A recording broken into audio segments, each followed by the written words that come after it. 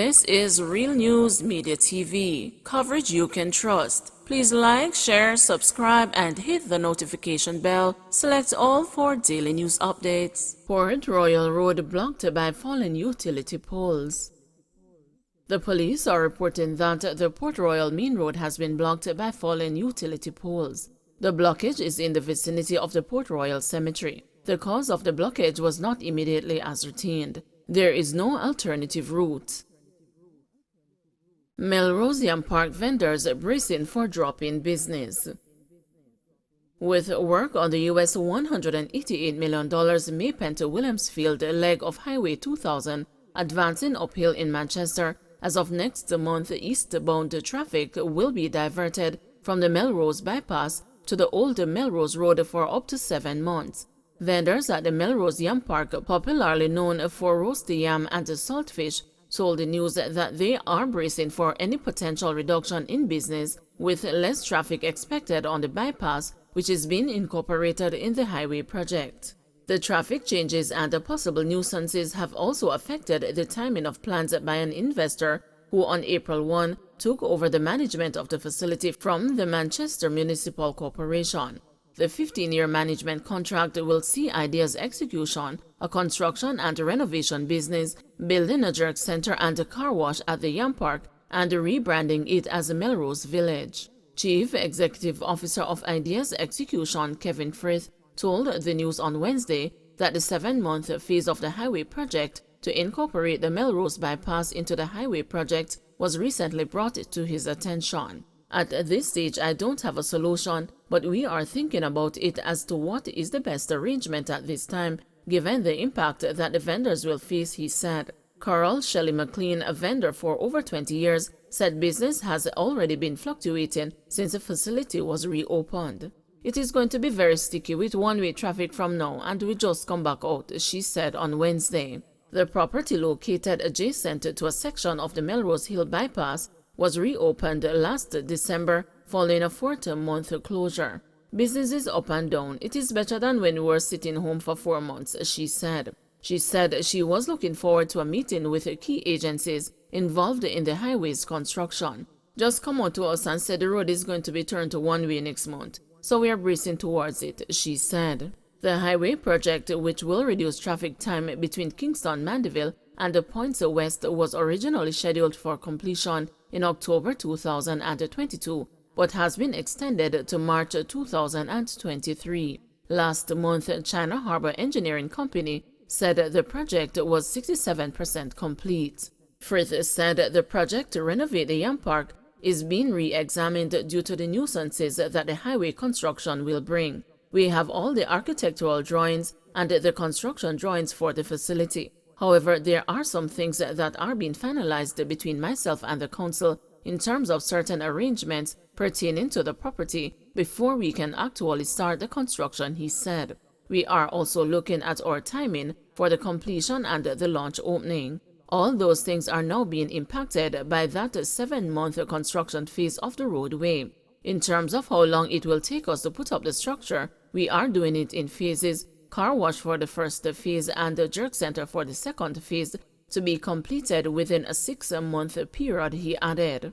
Based on the traffic changes now that would have impacted how we execute now, based on what will happen to the facility, because we don't want to carry out a certain work now, and then it is basically defaced by dust and other impact from the roadwork, he said. National Road Operating and Constructing Company said following consultations with the local municipality and the vendors at the Melrose Yam Park, it has set aside land to rebuild 8 additional stalls. When asked about his company's management contract and the plan by NROCC to build the additional stalls, Frith said he is awaiting more details. I am hoping that given the work that I will be doing with the existing facility and the vendors, it will show that we have the capability of growing these vendors and helping them to grow their business. I would hope that for the other side we can enter into a similar arrangement, he said. Paulette Howell, who operates in one of the 12 stalls at the Yam Park, said she is keeping her options open to do business on the bypass or on the old road. What I plan to do is to make something around by my gate on the old Melrose Road to survive for 7 months, she said. When contacted, Medical Officer of Health for Manchester, Dr. Nadine Williams, sought to remind the vendors about the need for a food handling establishment license. Whenever they are preparing the food, it would have to be inspected and passed as a food handling establishment, just like at the Yam Park, she said.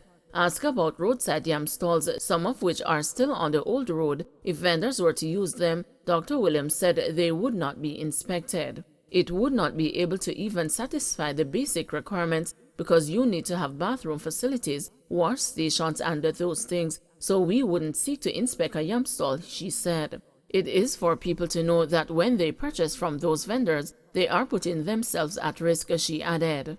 NROCC, which is responsible for overseeing the design, construction, and maintenance of Jamaica's highways, has since met with the vendors and stakeholders, including the police, National Works Agency, and political representatives. With eastbound traffic being diverted to the old Melrose Hill Road, where some of the vendors were over 20 years ago, some residents and a bar operator are hopeful that it will bring economic benefits to the area. A man who identified himself as Kevin said it will drive revenue in the area. It is a good vibe still because the people can build up them shop and get a little sale and hustling. People will make money. Me see a man a build up a stall, so you know say a little bit from this where them usually make on the bypass around here, so everything will go come now, he said. He added that sections of the road are narrow. It will go jump up the road, them need to widen the bank corners. When the bigger units come around this side, it will cause problems because some parts of the road are narrow. A bar owner who opted not to be named said her family business had been depending on support from residents and believes the traffic diversion will bring benefits. I feel great, I will make a lot of profit here. Most of the time is when something bad like accidents happen on the bypass and traffic would come through here, she said. Most taxis don't even want to drive around here, she added. Rains expected to continue over the next few days. Jamaicans are in for more rain this week as the throat moves across the island. According to the Meteorological Service of Jamaica, the weather system is to remain across the region for the next few days. Unstable weather conditions are therefore expected to continue, with periods of showers and thunderstorms island-wide, especially across the northern parishes, mainly during the afternoons, the Met Service said. Lingering isolated showers are expected across sections of northern parishes Sunday night. Partially cloudy conditions are expected elsewhere. On Monday, morning showers mainly across the northern parishes, afternoon showers and thunderstorms across most parishes. Lingering nighttime showers especially across north, central, and eastern parishes. On Tuesday, morning showers across northern parishes, afternoon showers across most parishes, with thunderstorms mainly across southern parishes. On Wednesday, morning showers across northern and southeastern parishes, afternoon showers and isolated thunderstorms across hilly areas and southern parishes. Search underway at Bridge for Grandma washed away in St. James.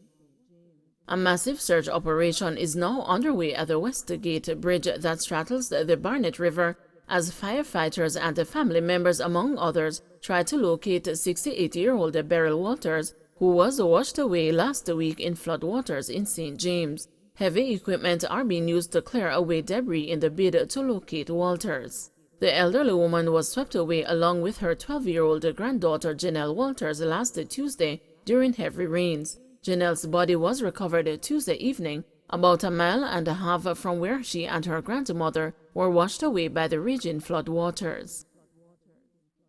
2 in custody re Hanover double murder involving 3-year-old.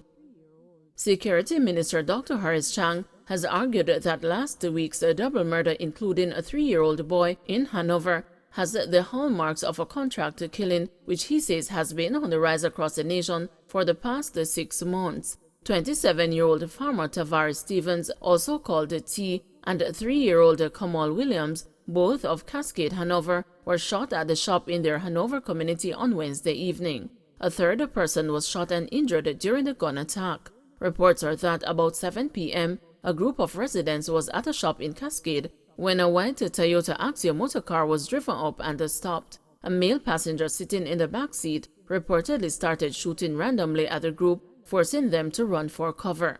After the shooting subsided, Stevens, Kamal, and the other man were found wounded. On Saturday, the security minister, accompanied by members of the Jamaica Constabulary Force and the Jamaica Defense Force, visited Cascade, where he met relatives of the murder victim's family. The pattern is a contract-killing pattern, and we have seen that quite frequently during the course of this year, especially in the last 6 months in particular, overlapping 21 to 2022, Chang said. Contract killings are conducted by criminals who are not from the area. They tend to shoot at random at a public space or public event, and even though they might kill the one they came for, several other people are injured. And that happens because the contract killer is there to kill. They often don't know the person they are looking for. They also make mistakes, and you get innocent people standing by getting killed. So it's a new element of the crime disease that is of concern and is challenging, added Chang. Head of the Area 1 Police Network, Assistant Commissioner Clifford Chambers, revealed that so far the police have taken 2 persons into custody for questioning in connection with the killings. We have 2 in custody at the moment, and what we know is that it is in association with somebody who is in hospital, and our investigators are following some strong leads that take us outside of this location, said Chambers. There are some interrogations that will continue. We are aware of where it's coming from, and whilst we can't say much on that right now, I am heartened by the information that is coming from the community itself. Don't forget to like, share, subscribe, and hit the notification bell. Select all for daily news updates.